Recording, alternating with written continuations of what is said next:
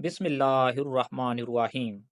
मोहतरम नाजरीन, नवासे रसूल सल्लल्लाहु अलैहि वसल्लम अपने जान निसार के लाशें उठा उठा कर नढाल हो चुके हैं, लेकिन सुजाते हैदरी की झलक अब भी चेहरे पर चमक रही है।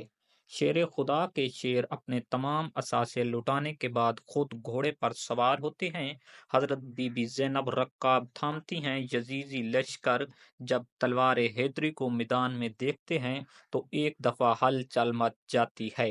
हर कोई इमाम के सामने आने से डर रहा है, क्योंकि जानते तो सब ही थे कि अब मैदान में कोई उतरा है। सब ने पैगंबर खुदा हजरत मोहम्मद मुस्तफ़ा सल्लल्लाहु अलैहि वसल्लम का फरमान सुन रखा था कि हुसैन मुझसे है और मैं हुसैन से हूँ, लेकिन बदबख्तों की आंखों पर लालच और तम्मे ने पर्दा डाल रखा था। हर कोई दरबार यजीज में ऊंचा मकाम और इनाम इकराम हासिल करना चाहता था, लेकिन तारीख ने ऐसे बुजदिल फौज ना देखी। सभी एक दूसरे का मुंह देख रहे हैं कि शाह सवार करबला का मुकाबला कौन करेगा। सुजात हैदरी के वारिस को देखकर यजीदी फौज ने ना सिर्फ इनफरादी जंग बंद कर दी, बल्कि इज्तमाही हमला करने की भी किसी को जुरत ना हो रही थी। जी हाँ, ये वही शाह सवार हैं कि जिनके बचपन में ही इनके शहादत की खबरें आम थीं। एक दफ़ा हज़रत जिब्रील अलैहिस्सलाम हजूर अक़दस सल्लल्लाहु अलैहि वसल्लम की बारगाह में हाजिर थे कि वहाँ हज़रत इमाम हुसैन भी तशरीफ़ ले आए और हजूर सल्लल्लाहु अलैहि वसल्लम की मुबारक गोद में बैठ गए।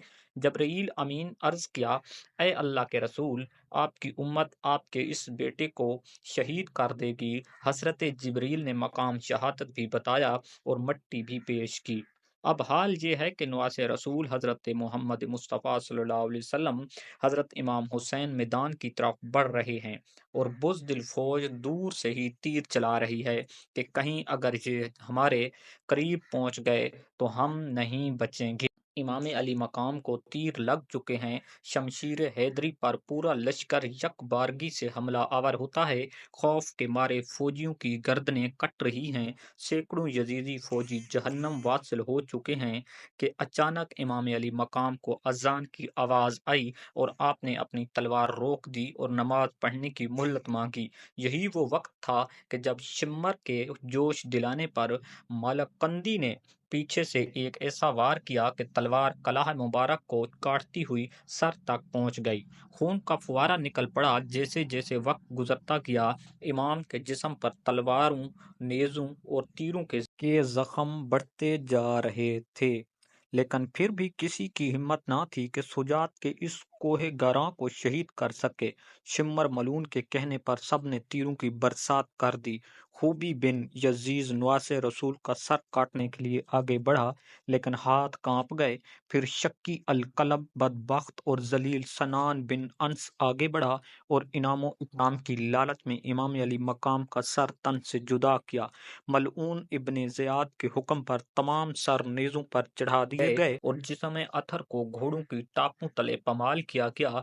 शहादत हुसैन इंसानी तारीख का एक गैर मामूली वाक़या है कि पैरोकारों ने ही अपने नबी अकरम सल्लल्लाहु अलैहि वसल्लम के नवासे को बेदर्दी से शहीद करके इनका सर अक़दस नेज़े पर सजाया।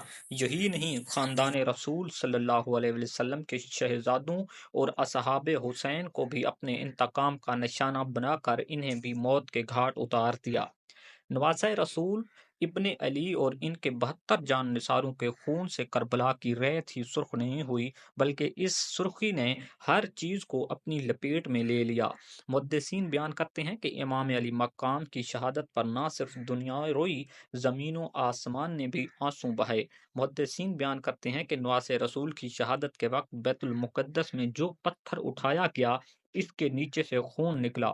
शहादत हुसैन के बाद मुल्क शाम में भी जिस पत्थर को हटाया जाता, इसके नीचे से ही खून का चश्मा उबल पड़ता। मुहद्दिसीन का कहना है कि शहादत हुसैन पर पहले आसमान सुर्ख हुआ और फिर स्याह हो गया। इमाम तिबरानी मुअज्जम अल कबीर में मोहम्मद बिन शरीन से रवायत करते हैं कि हजरत इमाम हुसैन रजी अल्लाह तआला अन्हु की शहादत के वक्त आसमान पर सुर्खी छाई रही। इसके अलावा इमाम بہکی نے اپنی کتاب دلیل النبوہ میں یہ روایت نقل کی ہے کہ حضرت علی بن مسعود نے اپنی دادی سے یہ روایت کی۔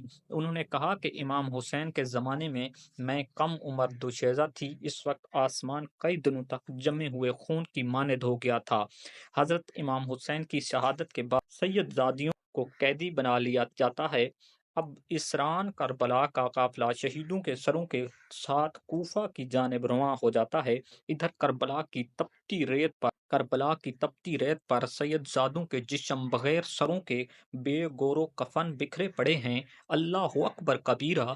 تاریخ گواہ ہے کہ شہادت کے 3 دن بعد 13 محرم کو مقام غازیہ پہ قبلہ بنی اسد کی خواتین درے افراد پر پانی لینے آئیں تو انہوں نے بغیر سروں کے جسموں کو بکھرے دیکھا تو سب کی چیخیں نکل گئیں، واپس گھروں کو لوٹیں اور اپنے مردوں کو بتایا کہ خاندان نبوت کی لاشیں بکھری پڑی ہیں، ہمیں ان کو دفنانا چاہیے۔ چنانچہ کچھ مرد ان کے ساتھ میدان کربلا پہنچے اور قبریں کھودنا شروع کر دیں۔ سبھی جنازہ پڑھنے کے لیے تیار تھے کہ اتنے میں ایک گھوڑ سوار شخص آیا اور حضرت امام حسین کے جسم کے ساتھ لپٹ کر رو دیا۔ اس شخص کا روب و دبدبا اتنا تھا کہ ان کے لیے مصلی خالی کر دیا گیا۔ انہوں نے نماز جنازہ پڑھایا اور پھر ایک ایک جسم کو نام سے پکارتے اور دفن کرتے رہے۔ سب سے آخر میں حضرت عباس علمبردار کو دفنایا گیا۔ جب وہ گھوڑا سوار جانے لگا تو قبلہ بنی اسد نے پوچھا کہ آپ کون ہیں؟ جواب ملا، میں علی بن حسین ہوں۔ یہ کہہ کر چل دیے اور نظروں سے اوجھل ہو گئے۔ اللہ سے دعا ہے کہ ہم نبی آخر الزمان حضرت محمد مصطفیٰ صلی اللہ علیہ وآلہ وسلم اور ان کی پاک آل پر اپنی جان نثار کرنے والے بن جائیں۔ اے اللہ پاک ہمارے گناہوں کو بخش دے اور ہمارا حشر بروز قیامت حضور صلی اللہ علیہ وسلم اور ان کی آل پاک کے ساتھ کرنا۔ آمین ثم آمین۔